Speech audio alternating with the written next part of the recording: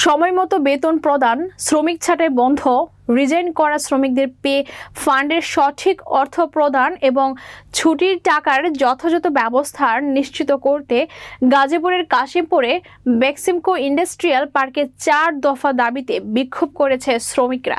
গাজীপুর জেলা প্রতিনিধি আব্দুল কুদ্দুসের প্রতিবেদনে দেখুন বিস্তারিত।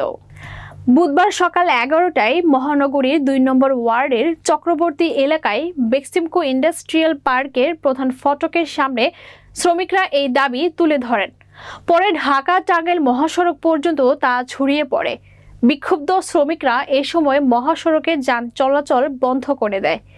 দীর্ঘদিনের সমস্যাগুলোর সমাধান না হওয়ায় তারা বিক্ষোভে যেতে বাধ্য হয়েছেন। তাদের দাবি পূরণ না হওয়া পর্যন্ত তারা আন্দোলন চালিয়ে যাবেন। আইন শৃঙ্খলা রক্ষায় সেনাবাহিনী, বিজিবি ও পুলিশ ঘটনাস্থলে উপস্থিত হয়ে পরিস্থিতি নিয়ন্ত্রণে আনা সহ শ্রমিকদের সঙ্গে আলোচনার চেষ্টা করেন।